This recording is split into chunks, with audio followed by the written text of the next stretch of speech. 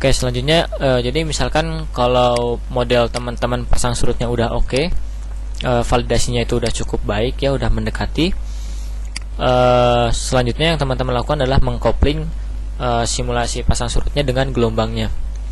Nah, yang pertama teman-teman lakukan adalah buka kembali flow inputnya di open flow.mdf-nya ya.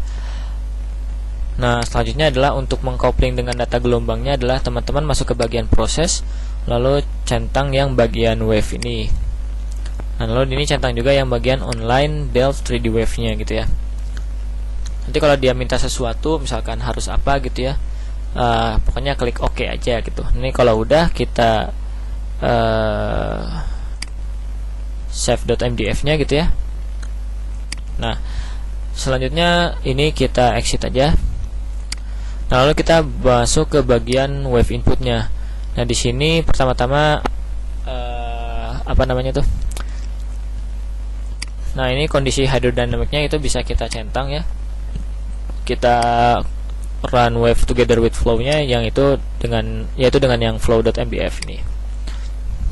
Nah, oke. Nah, jadi nanti kalau misalkan udah kayak gitu, di sini gridnya kita import yang grid.grid ini, lalu batimetrinya juga kita import bdn.depth.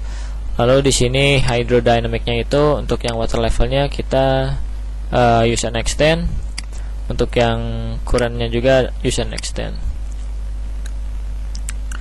Nah, selanjutnya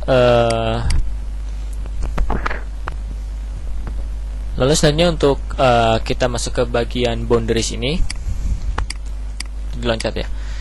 Nah, di sini ada pertama kita add dulu boundary-nya gitu ya. Lalu di sini ada define boundary by apa, lalu ada boundary orientation-nya itu seperti apa. Jadi di sini boundary orientation-nya itu saya anggap dia mengikuti dengan ini apa namanya tuh, arah datang gelombangnya itu dari utara gitu ya, dari utara. Kenapa dari utara? Itu mungkin teman-teman tahu ya yang pas perhitungan fetch itu ya, pengolahan fetch itu gelombangnya hindcasting itu gelombangnya dari mana ke mana dominannya. Nah, di sini saya masukkan yang dominannya itu adalah yang dari arah utara aja. Kalau misalkan bisa 2 bisa 3 ya itu bebas ya. Kalau saya masukkan yang dominannya aja, ini dari arah utara. Lalu kita edit conditionnya. Lalu di sini dia minta signifikan wave height-nya berapa. Jadi gelombang signifikannya itu berapa? Kalau yang waktu itu ini daerah saya adalah 1,05 ya. Lalu time peak-nya adalah 5,28. Di sini ada direction nautical dan juga directional spreading gitu ya. Nah, jadi di sini untuk yang direction nauticalnya itu karena gelombang saya datang dari arah utara gitu ya, saya definisikan itu ke utara gitu ya. Bukan ke utara, dari utara gitu ya ke darat gitu. Nah, maka nauticalnya itu 0 gitu. Kalau misalkan arah datang gelombangnya itu misalkan dari nggak bisa nih. Nah, misalkan gelombangnya itu datangnya tuh dari sini ke sini ke bawah, maka direction nauticalnya itu adalah 0. Kalau misalkan dari sini gitu kan, pokoknya mengikuti searah jarum jam lah. Kalau misalkan gelombang teman-teman ternyata dari sini, berarti misalkan ini adalah 45 derajat ya, berarti direction nauticalnya adalah 45. Kalau gelombangnya ke sini,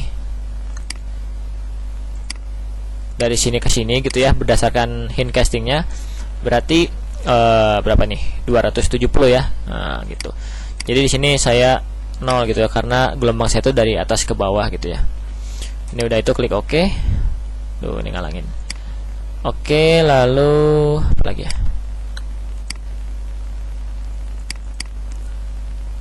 Udah ya. Ini nggak ada yang dirubah. Ini juga nggak ada.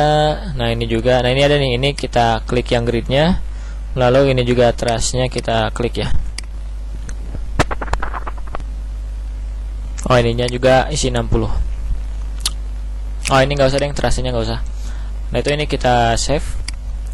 Misalkan namanya flow, ini misalkan wave-nya ya. Udah itu ya wave. Nah, itu kita save. Nah, kalau sudah itu ini bisa kita close. Nah, berarti nanti model kita itu dia bakal combine ya antara pasang surut dan juga wave-nya. Nanti kalau kita start ini flow-nya kita start, lalu wave-nya kita start juga.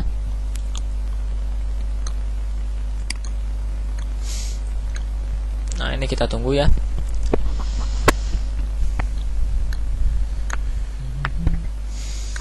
Nah, ini jadi udah jalan ya modelnya. Nah, cuman teman-teman jangan ketipu gitu. Jadi walaupun dia di sini tulis ini misalkan 13 menit ya.